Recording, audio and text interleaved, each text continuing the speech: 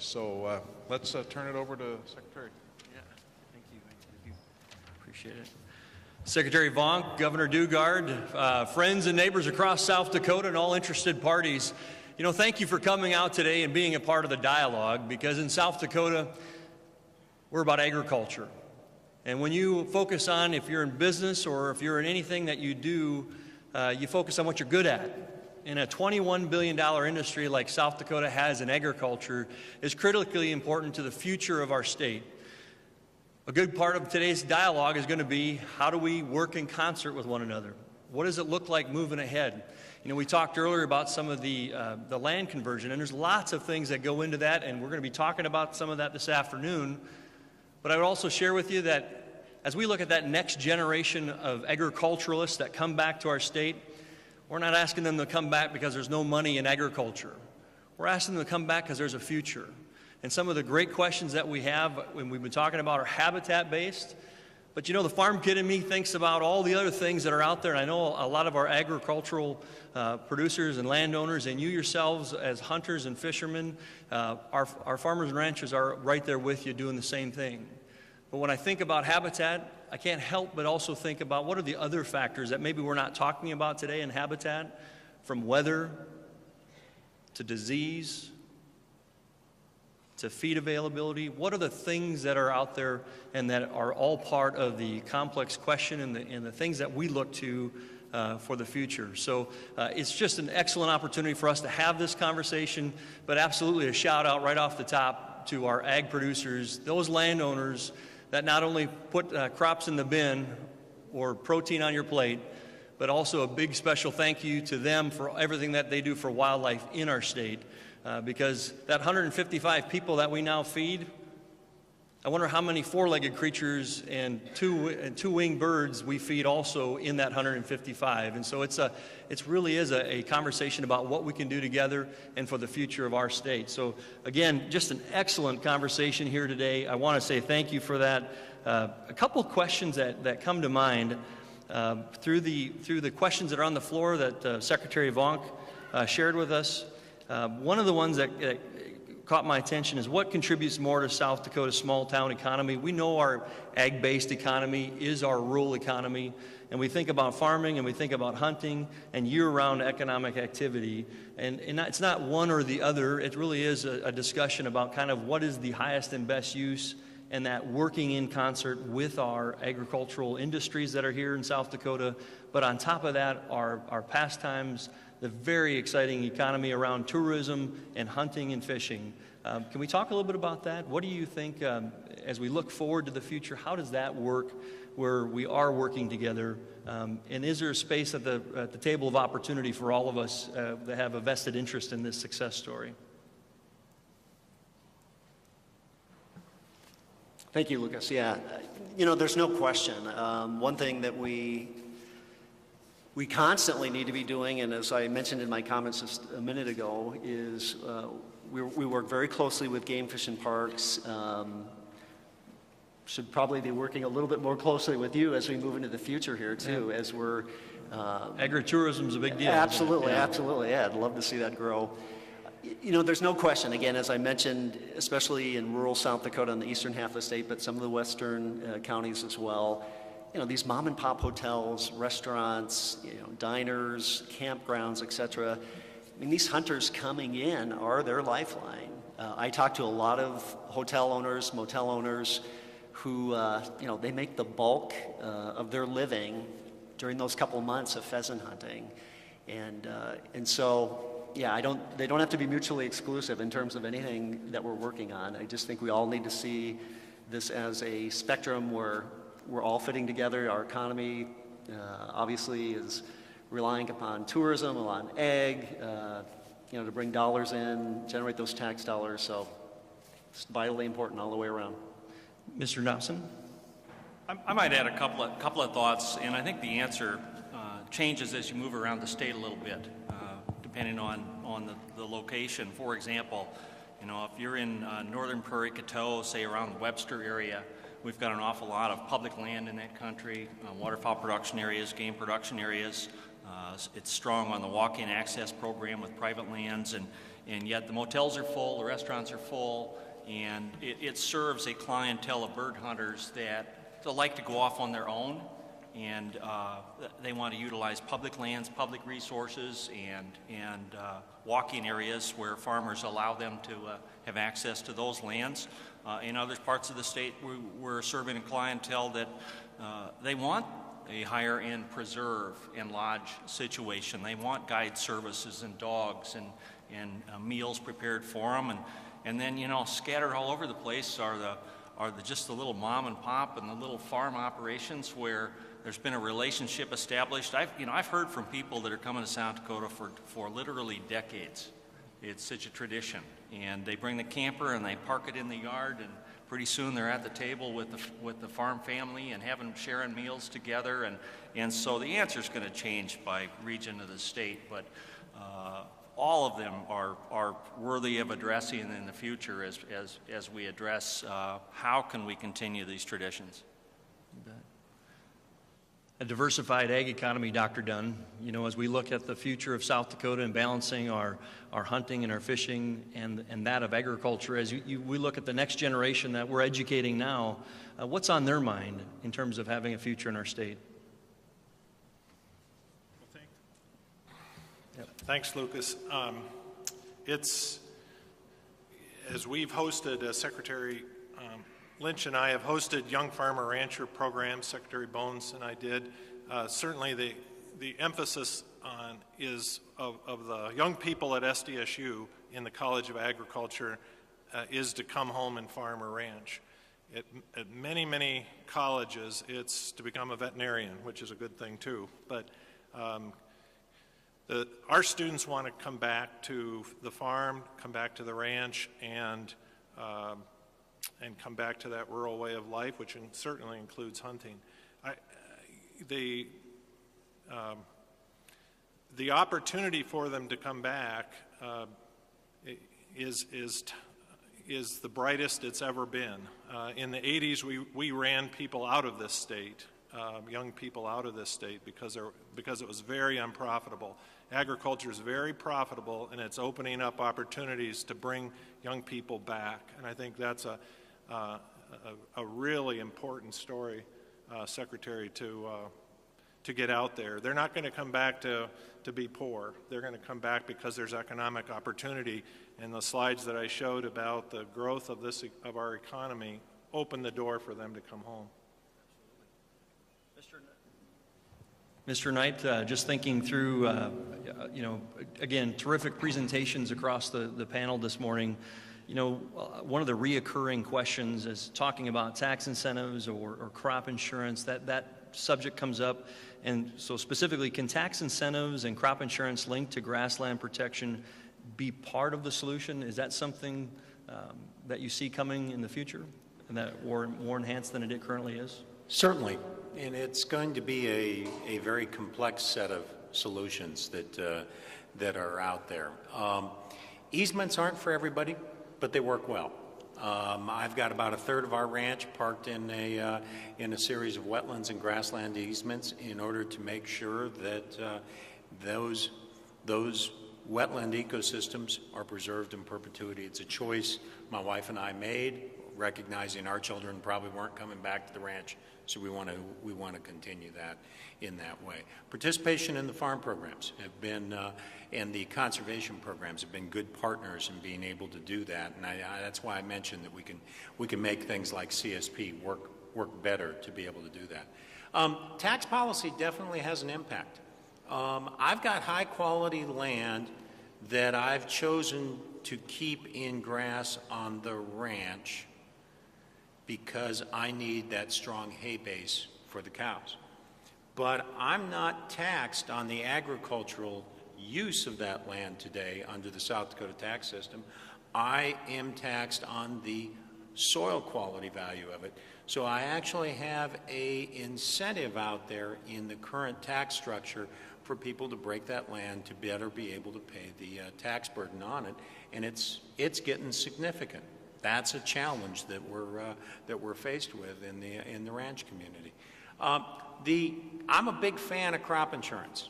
I think it's vitally important, and it is, to me, the most successful farm policy I've seen in the last 30 years. But it is causing, apparently, a bit of a distortion when the risk side of things is so much lower on cropping than it is on ranching. That it just, between trying to start a diesel that's gelled at 15 below and the risk management, it gets pretty tempting to shift an operation when those things. So no silver bullets to the thing, but every one of them's a component, and it's a little bit of the tax policy, it's a little bit of the farm policy, and a lot of it is the economics in the market. You bet. Tony, I'm just thinking of another question that's come up. You gave an incredible, deep historical perspective on the pheasants and the pheasant history in South Dakota. And the question is as incredible as pheasants are, they do not always serve as a good indicator of conditions for all wildlife. Can we expand solutions to be comprehensive enough to protect our overall wildlife and grassland heritage? And that's kind of putting you on the spot there a little bit, but just it seems like a pretty good question. Certainly, thank you. You know, different wildlife have different habitat requirements. And while in South Dakota, there's a lot of work that is towards improving pheasant habitat, there are many species that come along and are benefited by it. There may be, in certain instances, some species that not are as benefited and maybe even be to their detriment to a certain degree, especially when we put a lot of woodland habitat out on vast acres that are supported by grassland. But by and large, a good pheasant habitat is good wildlife habitat and is good for most all wildlife in South Dakota because of that grassland component, that critical link between the native species in this state and grasslands. Jim, one of the questions that we've got, and I guess as Secretary of Tourism and myself on this side of the table, is just the question of why does state government place more emphasis and support to hunting rather than agriculture? And I, in thinking about that question, today we're having a pheasant habitat conversation, but ultimately it's the first time I know in this administration that we've sat down to have this dialogue. Mm-hmm. But we talk about agriculture every year, and we have many agricultural groups. But it might be a perception position because here we are talking about it. So what do you think? Is it something that we're doing because it's recognized as a pastime and we want to lift it up and look for solutions, or what is it on your mind that elevated today? Yeah, and just speaking of agritourism, it's actually something that we've been talking about a lot over the last 18 months in our department. I think we're lagging behind a lot of other states in terms of development of agritourism, and it's something that I think you will see us start putting an emphasis on in 2014 in terms of really getting some stuff going. Now, with that being said, sometimes we don't stop to appreciate what agritourism really means. I mean, if you look at the wineries in South Dakota, that's agritourism, and you look at the number of visitors that they're attracting, that's great. But there are some states out there that have provided examples to us in just in recent months, Oklahoma being one, Missouri being another one, where, I mean, they're just really reaching beyond those things that you might think is typical agritourism, a farm and ranch family hosting visitors for a weekend, et cetera, like that. But even thinking things like apple orchards and pumpkin patches, and I mean, it just runs, again, the whole spectrum of things that we can take, that we have in the state that we can actually utilize as part of agritourism. So one thing I would challenge you today, if it's something that you're interested in, please get in contact with us because, again, we would really love to see this sector of tourism, agritourism, grow in the state. And we have the potential, probably more than any other state in the union, to grow it. So get in contact with us. We will be discussing it at our 2014 Governor's Conference. Starts January 22nd in Pierre. And one of the topics at a roundtable that we'll be having starting on Wednesday is agritourism. So if you can make it to the Governor's Conference on Tourism, January 22nd in Pierre, please come, because really we're going to start the ball rolling as it pertains to agritourism at that conference. You know, we talk about agriculture, and we talked about the economic impact of a $250 million industry of pheasant hunting and what that brings to South Dakota, and compared that to our $21 billion ag industry. The topic of land use came up a couple times today, or in land conversion, if you will, and society for years and generations and since the beginning of time has constantly been revisiting that of land conversion.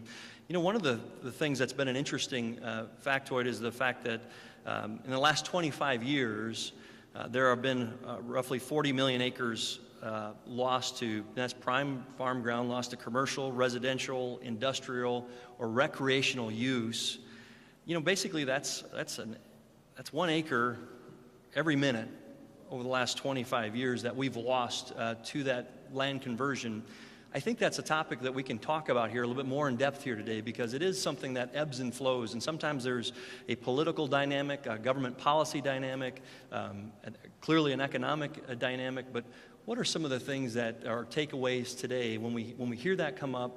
And clearly with some of the studies, Dr. Dunn, that you referenced, there's a lot of different perceptions out there in terms of the quality of those numbers, but also really what the future of land conversion looks like. So I kind of open that up just for general statements, and not to get you too much on the point, but when you think about the conversion, basically, that 1 acre every minute.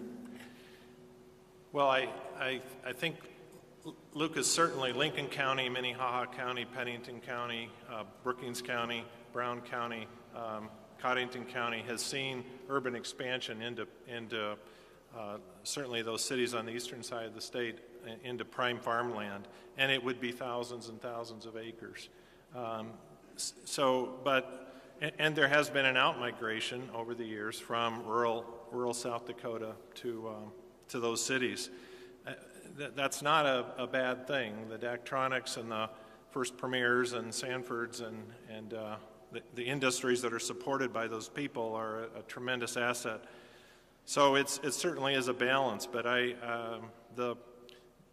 in terms of, in relationship, at least in South Dakota, Secretary, the largest conversion has been for cropping, and it's and I think we have to think about the land that's being converted, that over the years we've tried to farm it, we bought it back with the soil bank, we tried to farm it again, we bought it back. If you looked at and I have, the literature to pull immigrants from Norway and other places to farm this country, they talked about great new seeds, great new tillage methods, and it sounds very, very similar today. So I think we have to recognize that there is land that is in agriculture, it's grassland agriculture, that belongs in grassland agriculture. It's sustainable, it produces a high-quality protein, which will be very valuable. And there's great land that needs to be farmed in South Dakota, and I think finding that balance is the challenge. And certainly the challenge for this audience, certainly the challenge for this state. In terms of, I avoided using national statistics because South Dakota is so unique. So, Secretary, while that's a lot of acres around the city of Chicago, I tried to focus in on South Dakota, and we can't solve all those problems, but certainly they're occurring, and they're driving up the price of grain in South Dakota. I think one of the go ahead. I'd just like to add a kind of a related comment that. Not so much on the lands that are being converted, but on the lands that are coming back into conservation practices. And I think it's good to point out a word that probably hasn't been used enough here today, and that word is water. And water resources are obviously critically important, and frankly, they're going to be more important in the future. And so I think it's good to remind us that land dedicated to conservation practices is also benefiting all South Dakotans. It's helping with water quality. It's helping with groundwater recharge. There's an incredible wetland base here in South Dakota that is important to all South Dakotans. It's not just about the ducks and the pheasants, but it's about groundwater recharge and water for rural and municipal and agricultural use and those types of things. So as we talk about conservation programs for our favorite non-migratory exotic bird, we should be thinking about some of the other benefits to society and all of us as well. Mr. Knight. This is an interesting topic, and the 40 million is really in reference to nationally what we lose to urban encroachment in the United States each year. Unfortunately, all too often, the easiest land to develop is also the best agricultural land. You don't go on to rocky and tough to develop land. You go on to the flat, black, deep soils, and that's what you see around many municipal areas. I mention this because when you look at the global trends on food demand in that growing middle class that I talked to, once they feed themselves a little better and they buy a cell phone and they buy a TV and they buy a car, they get a nicer house. And so the real land encroachment challenge we're going to have globally is going to be in China. And you're going to see millions and millions of hectares lost to agriculture production in China that's going to increase demand back globally out there because of this growth. The other thing to keep in mind in the federal suite of programs that's out there is a little program that gave birth to in the last Farm Bill called the Grassland Reserve Program that was intended to protect these grasslands that are so important in South Dakota from conversion to agriculture. Program is vastly oversubscribed. Folks have had to wait 3, 4, 5 years to have acres enrolled in that. That program is now going to be merged into this new easement program as well as a portion of the Conservation Reserve Program. So you're actually going to be able to put some of these lands that are currently pasture or rangeland that you might want to place in the CRP and be able to get a CRP-like rental payment on that. That could be a very good relief valve in the South Dakota economy. Excellent. And just for a point of clarification, that 40 million acres national statistic was over the last 25 years, and so that was just 1 acre every minute. And again, thank you for the clarification that the best land to develop many times is the best farmland, unfortunately. Question back from the floor, Tony. With the weather being cool and wet this spring and having that felt to be the biggest factor in pheasant reproduction, at least this year, if that is the case, what could be done to safeguard against conditions like this to ensure reproduction is still reasonably successful in the future? So recognizing that climate had something to do with that, but we're back to, I would guess this is a question alongside of habitat. Yes, very good question.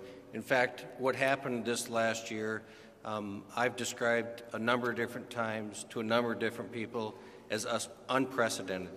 I mean, we had 2 unprecedented weather events or phenomenons that occurred over the course of the last year. From the time that we completed our brood counts in 2012, we had some of the driest, hottest weather ever in that time period. And we actually had a few birds radio marked in the course of a study in central South Dakota. And typically, this is a time of year when we seldom see any mortality at all among our adult population and the adult pheasant population. And we saw 50% mortality over the course of I believe it was a 2-month period. It may have been a 3-month, somewhere that 3-month period, at a time when we normally don't see any losses at all. This last April was more like February. I've never experienced a month of April like we did this last year. That did have a severe impact on reproduction. It delayed the nesting activity. It took birds that were already in a rougher condition as they come out of winter and really had a severe impact. Don't have any direct information to say that like radio mark birds that we had lost, but I think it's safe to say that we lost a fair number of birds during that very February-like April that we had this last year. But the important key to remember here is that habitat and weather interact with each other to produce pheasants, and good habitat will compensate for those weather extremes. Now, I don't know how we can ever plan, there's really no habitat plantings that can ameliorate or to mitigate for losses associated with drought, but certainly we can and we have been able to manage towards to avoiding catastrophic events during the wintertime with winter habitat management. That is one way that we can use habitat to mitigate for weather phenomenon. But as I said, in the end, the two are going to interact, and ultimately our pheasant population is going to respond based on the quantity and quality of habitat out there and the impact that those annual variations in weather patterns have on those bird numbers too.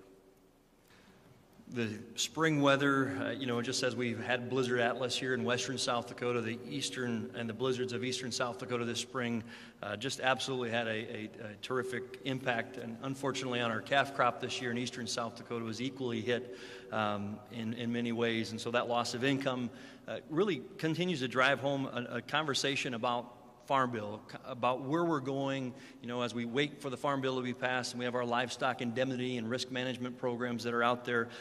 One of the questions that comes up, and maybe really a takeaway from today, the federal government controls the Farm Bill, the most important wildlife program in the U.S. And how does the meeting today, for all of us here, present a unified voice to D.C. and make common sense changes in the Farm Bill, if we still can, to help both ag and wildlife habitat? And this is really kind of a wide open conversation here.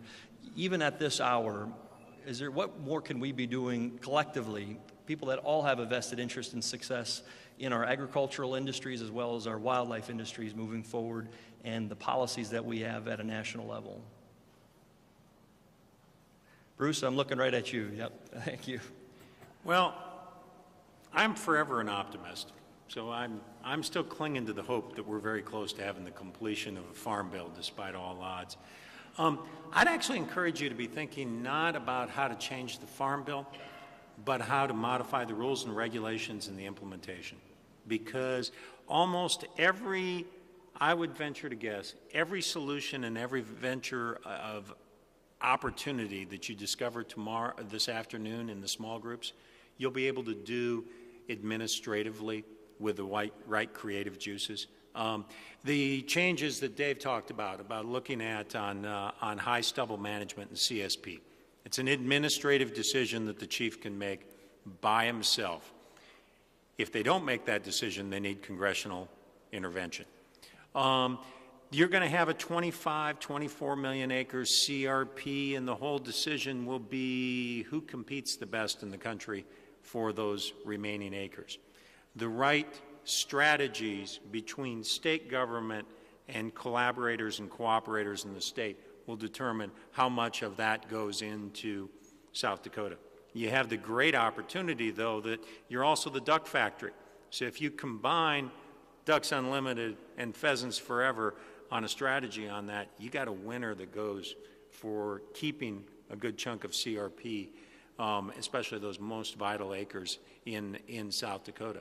You're going to have the same opportunities with the easement programs. It's now at the administrative strategy level that we need to be looking at, and there are abundance of opportunities for you all in that. Mr. Nomsen. I'd like to just add to that a little bit, and as much as I'd like to find something to disagree with you about, Bruce, I can't in this particular case, and you are spot on with your answer. I agree completely, and part of that is I also hope that they are very, very near to completion and closing out the title, and of course we're watching the conservation title very closely. But I think one of the things that we tried to do during the now 3+ years of negotiations is that we knew we were going to have a much smaller pot of money. There are impacts to taking some $6 billion plus out of conservation programs in the future, impacts to soil, water, and wildlife resources. So we have had some incredible discussions about how to do the best of the best with every acre, every dollar that's left. And there are tweakings in the law that I think will make the conservation programs more successful for wildlife. And we've also talked about how to make them economically more attractive to landowners, especially given the data that we've seen here in South Dakota with skyrocketing land values. How do we make sure that conservation programs are competitive and remain an option for those landowners? So I too hope we're looking at rulemaking shortly and implementation where there is a lot of opportunity to work with the administration and the agencies on tweaking programs that will work here in South Dakota. Mr. Thompson, thank you. And one of the things you bring up there is just the incredible investment, and I don't think it's any shock to anybody in this room today, but just the sheer reality of the amount of input costs that goes into raising any commodity or into the input costs of our livestock. It's very significant, and that reasonable return on investment is very much a part of that conversation. Earlier you had mentioned the colony collapse and the need for really having that diversified pollinator organization or crop that's out there for that purpose. And as you looked at your trend lines going downward, I'm curious, when you look at whether it's chronic wasting disease in our deer, or if you look at the colony collapse in bees, we talked about habitat quite a bit. Is it fair to be talking about the profile of other things that are out there affecting pheasants in the future? In terms of, is a disease a part of the management plan at this point? That can happen, and as you know, pheasants are susceptible to a number of different diseases. But I think Tony's answer when he talked about addressing weather through habitat, basically the same thing applies. If we have good, high-quality habitat conditions, we can lessen the potential for any types of disease or other outbreaks that might influence them. Maybe a related point is that, grasslands also need to be managed for wildlife. Old decadent stands of CRP that have become, taken over by a stand or two of any species of grass no longer have a forb component. They're just not productive wildlife habitats. And so just like a rancher manages his pasture and his grazing lands for productivity, we need to be managing those lands for wildlife as well. And that's why every single acre in the future, we can look at working lands programs and other management opportunities to make sure we are getting the best of the best, and that will help alleviate concerns over disease outbreaks and those types of things as well. Thank you. Jim, Secretary Hagan, thinking about agriculture, pheasant hunting, fishing, all very important to state and local economies. As we gather here today, thinking about the collaborative partners that may or may not be in the room with us, what can we done better to engage the food, lodging, and entertainment businesses in the state? I know you have a conference coming up in January, but kind of open that dialogue back up that you mentioned earlier. Yeah, thanks for the plug. That's good. Yeah. Actually, it would be the best way to get involved, and we'd love to see more hotel owners, motel owners, restaurants, et cetera, get involved in the industry. I mean, again, the tourism industry, the ag industry, doesn't matter what sector of the economy, we're all reliant upon it, and it's all important to everyone's livelihood. So this tourism conference is one of the premier conferences in the country. It's one of the largest, actually even larger than Florida's, California's. We'll get about 650 people attending this tourism conference in January in Pierre. This year we're bringing in speakers that are top-notch, some of the best in the country, to talk about the importance of marketing, the importance of hospitality, treating your guests right, making them feel welcome. What's the best message to get out to potential visitors to this state? So that would be one way. If you're in the tourism industry, or even if you're in the ag industry, it doesn't matter what industry you're in, there's a Visitor Industry Alliance Association that is comprised of a lot of folks who work in tourism and are advocates for the industry. I'd encourage you to get involved in that organization. But honestly, if you could get to that tourism conference in January, it'd be fantastic. It would be a great way to start.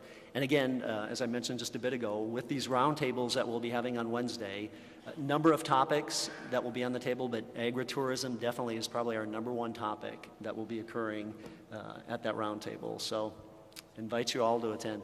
You bet.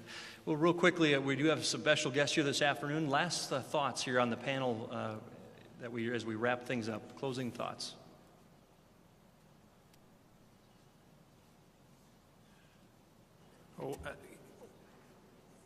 Leaving home was good for me. I went to Texas for 6.5 years and looked at a different model of wildlife management.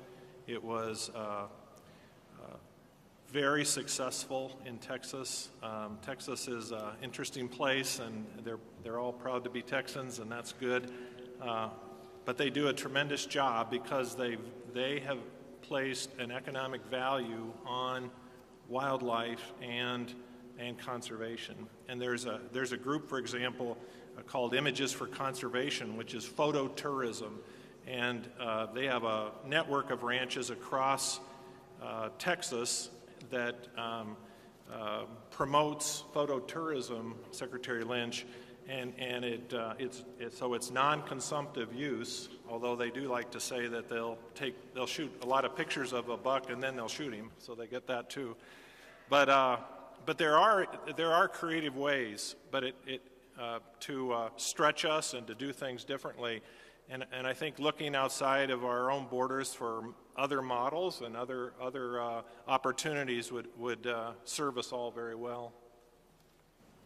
Thank you, Dr. Dunn.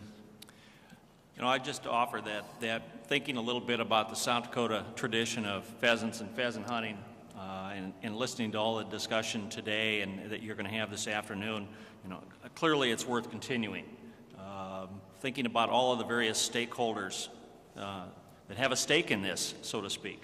I think it is time and it's appropriate that we now use this starting point, this opportunity that the governor has recognized to our best ability, and that we do encourage all of the groups and stakeholders to get together, to get engaged, and come up with a comprehensive a plan, a mosaic, so to speak, of how to manage farm and ranch lands for wildlife, and that, you know, it's going to include federal, state, private sector, corporate, NGO partners, all acting in concert. And so I think that process would really, really lead to a plan that can ensure that this tradition continues in the future. Thank you, Mr. Thompson. Bruce? First off, thank you, Governor, for having the vision to put this together. Because to bring what are all too often different communities together, I think is vitally important. I know every one of my neighbors that are ranching in my community. I know every one of my neighbors who are farming in my community, but I don't know the folks who are running the lodges in my community very well. And we need to bridge that barrier to be able to do that. I want to talk to the lodge next to me that thinks that Canadian thistle is habitat, and have a little chat with them. I also want to talk to them a little bit about fence laws. You know, I'm fixing about twice as much fence each year as I would normally have to, because the lodge doesn't come out and do that. That strains the relationship in the community. And that in turn strains the relationship between the lodges when they look across the fence at how I'm farming, and they're saying, boy, he's taken out the fence rows because he's got this large equipment. We need to chat about this stuff. This gentleman to the right of me, I've known for almost 20 years, and I have learned more about pheasant management and habitat from he and his colleagues over the years. There have been times when we have been just close to spitting nails at each other, but we've become friends and respect each other because we recognize that we can all win on this. And that's the opportunity that I think lies before us, is get beyond the dispute over not spraying the Canadian thistles, and get beyond the dispute about the guy that broke the land that you used to lure the birds off of, and get to how do we make this work in the community together, because there is an exciting abundance of opportunities for us. I'm one of those 1980s refugees. Wanted to go back to the farm, and my dad kicked me off. Fell in with bad company, got involved in politics, and it all went downhill from there. But continue to maintain that foot in the community, and have built a nice little ranching operation out there because of that, and maintain that respect in the community. And I love pheasants, and I love ducks, and I love cows. And you put three together on a plate and, oh heck, throw a veggie on there, and it all works pretty nice. So do good work this afternoon. Tony. Thank you. One of the neat things that I get to do in my job is work with people that are out to have fun. They're looking to have fun. There's a lot of people that put a large stake in that quality of life that comes in living in South Dakota. Sometimes that comes with a lot of emotion. Sometimes that comes with a lot of criticism. But ultimately, I really cherish that part of my job where I get to work with these people that want to get out and they want to recreate and they want to enjoy life. Now, economic vitality is critical to our state, and our agriculture is key to our economic vitality, no questions about it. But another key component of quality of life in South Dakota are the recreational opportunities that we have.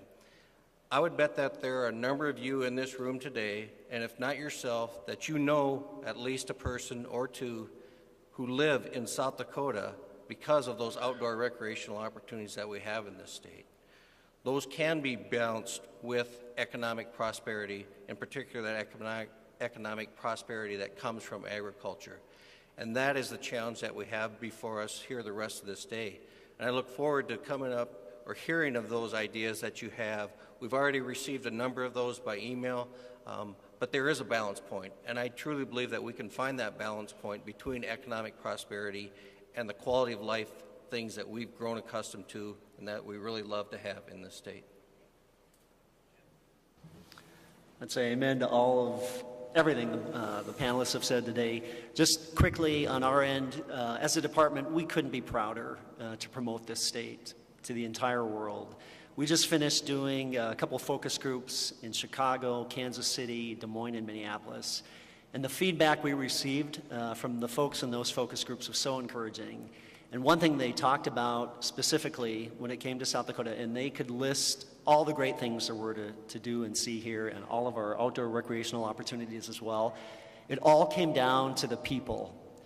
Again, they said, traveling to South Dakota is a bit like going to see family. We can't believe how friendly people are, how welcoming they are, and you've got all this great stuff to see and do. So our commitment as a department is to continue to promote this great quality of life, our wonderful attractions, our outdoor opportunities, our wildlife opportunities, and we look forward to some of the solutions coming out of this summit today, and look forward to continuing to work with Game Fish and Parks and all of you to tell our great South Dakota story.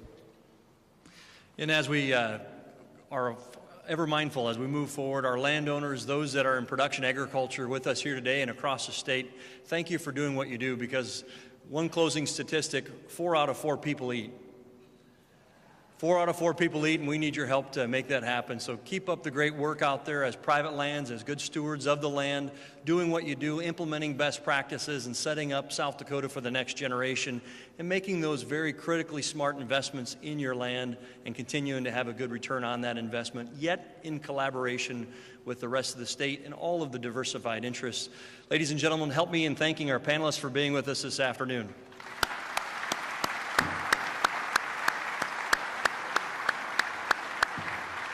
And I'll turn it back to Secretary Vaughn.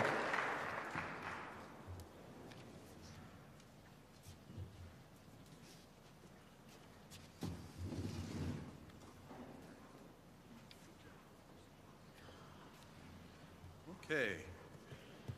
Thank you very much for that Q&A session and for the presentations.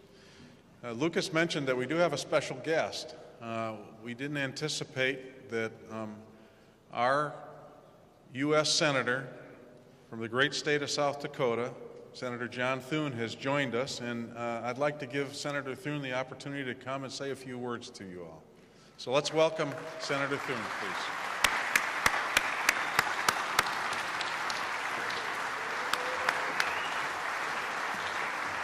Thank you all. Thanks. Please sit down. Thank you all very much. I could say I'm from the federal government and I'm here to help you, but everybody would leave the building.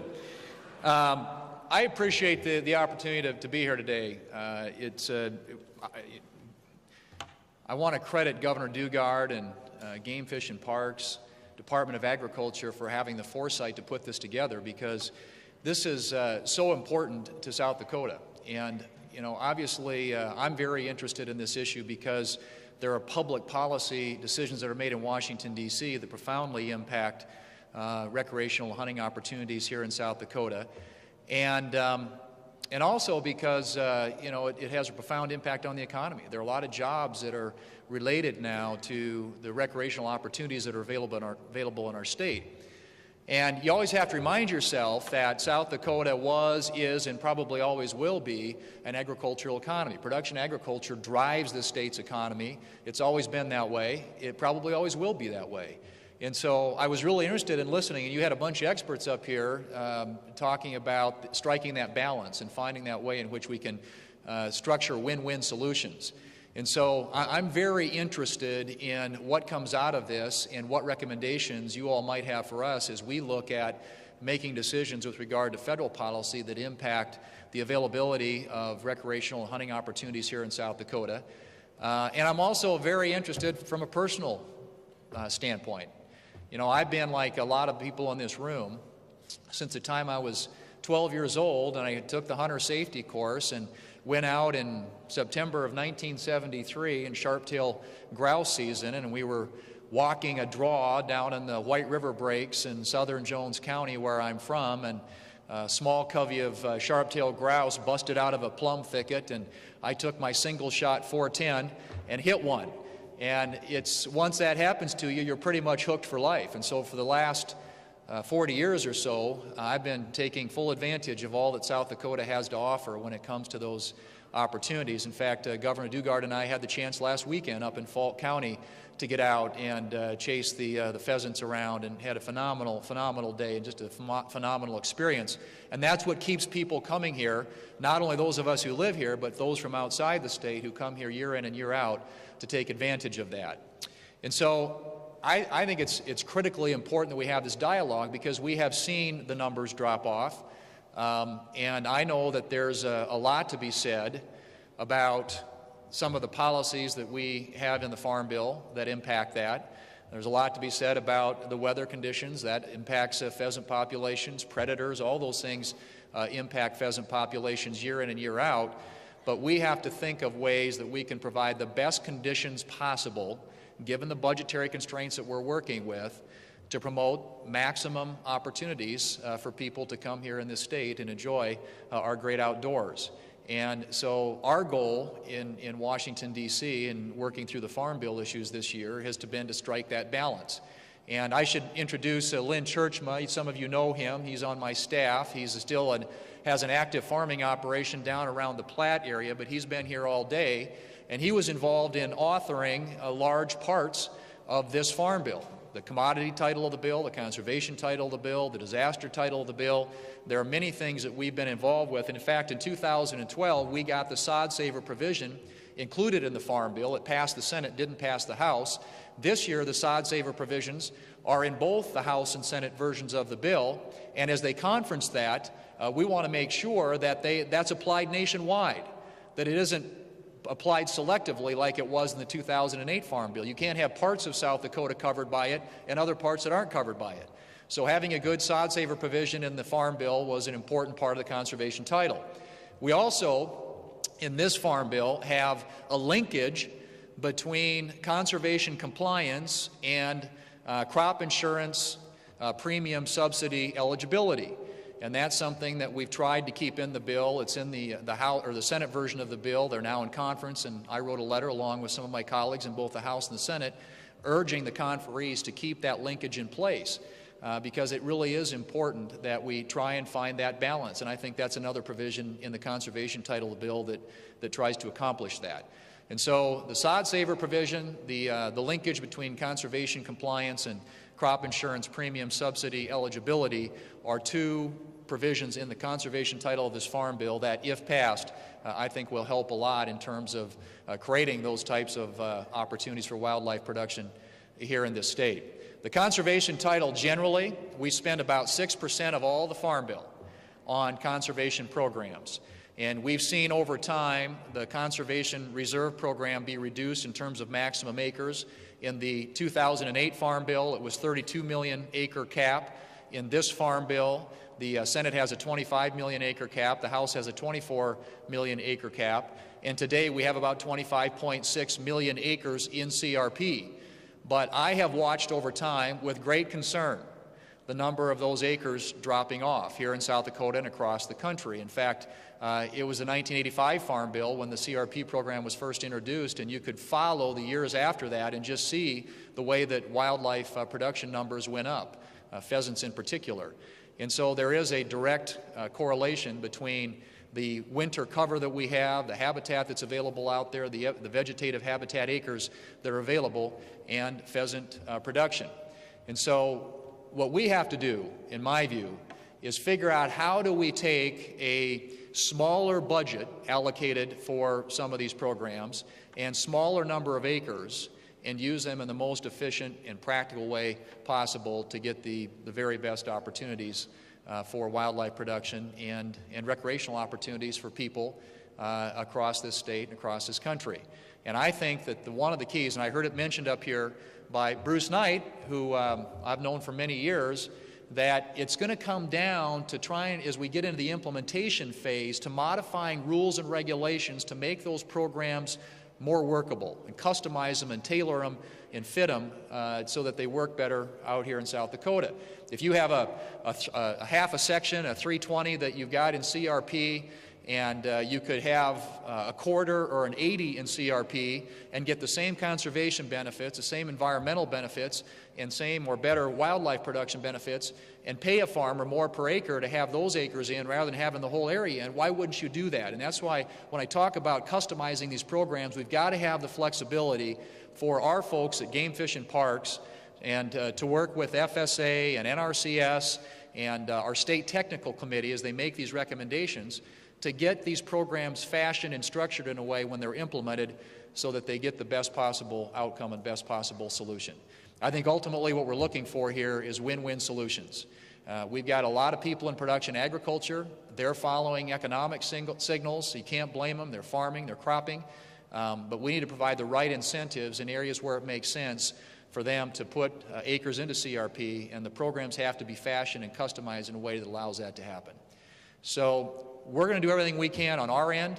The only thing I can tell you is that I hope a farm bill passes. I think it will. I don't think it'll pass before the end of the year, but I hope early next year we'll get the farm bill through Congress, and some of these provisions that I think are good will be included in that.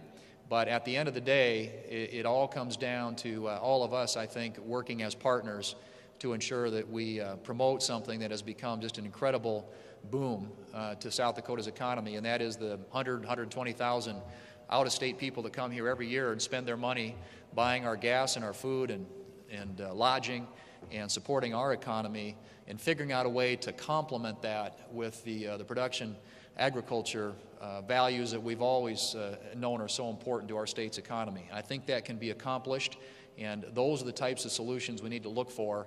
And I hope as you break out into these smaller groups this afternoon, be thinking about that. How do we design solutions that are win-win? And I'm anxious to hear from you what recommendations you bring to us. And we want to work very hard once this farm bill passes, as it gets implemented, in making sure that it's implemented in the rules and regulations that come out in a way that makes sense. And hopefully to take shrinking budgetary resources at the federal level and a limited amount of CRP acres and getting the absolute most value out of that. So thank you for the chance to stop by today. I support everything that's going on. Again, great credit to Governor Dugard for pulling this together. Those of us who not only realize the economic importance of pheasant hunting and wildlife opportunities in the state, but those of us who also care passionately just on a personal level, because so many of us enjoy the great outdoors and the opportunities we have here, it's important that we get this right. So thanks for what you're doing, and we'll look forward to catching up with you soon. Thanks.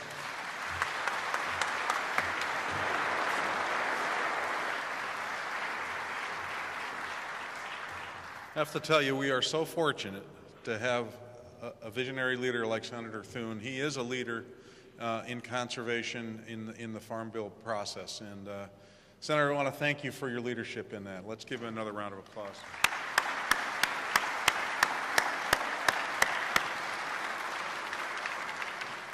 Well, we're right about on schedule.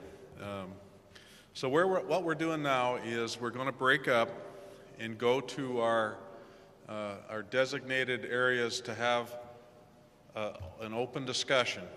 And this is where you get to do the talking and the work.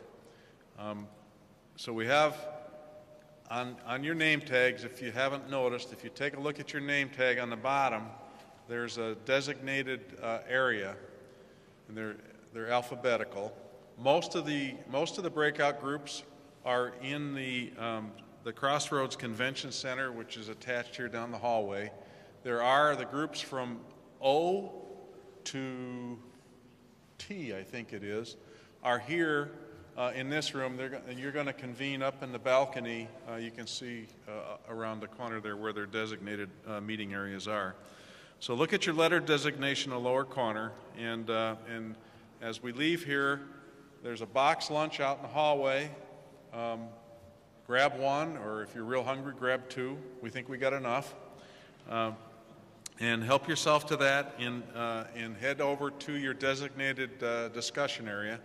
We'll have that open discussion, and our plan at the end of that then is to come back in here and have a readout of the ideas that you come up with, and we'll report back to you and to Governor Dugard. So enjoy your lunch, and let's give it some good thought here. Thank you.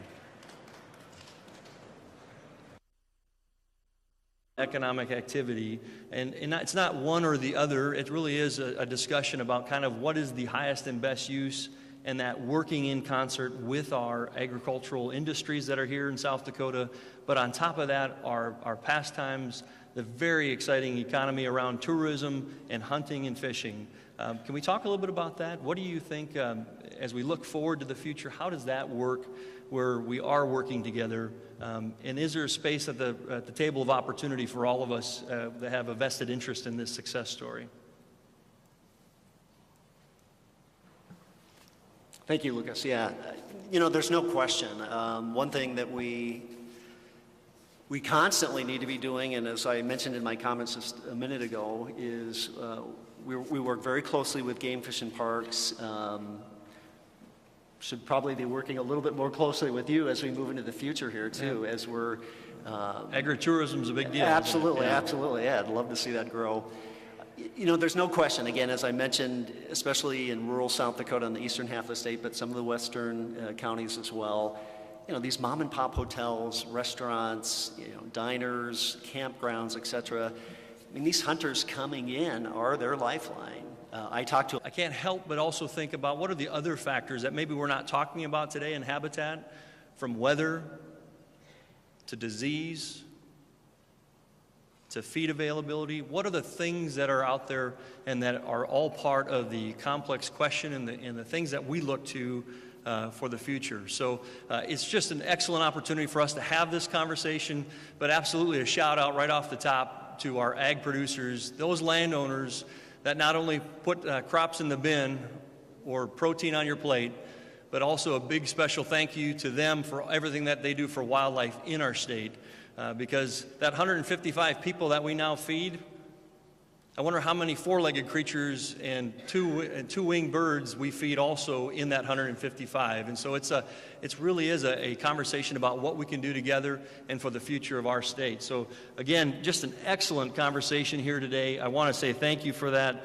A couple questions that come to mind through the questions that are on the floor that Secretary Vonk shared with us. One of the ones that caught my attention is what contributes more to South Dakota's small town economy. We know our ag-based economy is our rural economy, and we think about farming and we think about hunting and year-round.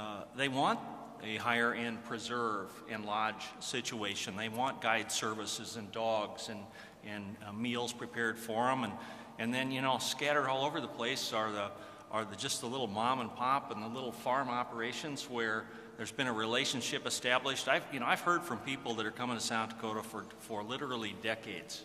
It's such a tradition, and they bring the camper and they park it in the yard, and pretty soon they're at the table with the farm family and sharing meals together, and so the answer is going to change by region of the state, but all of them are worthy of addressing in the future as we address how can we continue these traditions. A diversified ag economy, Dr. Dunn. You know, as we look at the future of South Dakota and balancing our hunting and our fishing and that of agriculture, as we look at the next generation that we're educating now, what's on their mind in terms of having a future in our state? Thanks, Lucas. It's, as we've hosted, Secretary Lentsch and I have hosted young farmer rancher programs, Secretary Bones and I did. Certainly the emphasis on is. So let's turn it over to Secretary. Yeah, thank you. Appreciate it. Secretary Vonk, Governor Dugard, friends and neighbors across South Dakota, and all interested parties, thank you for coming out today and being a part of the dialogue, because in South Dakota, we're about agriculture.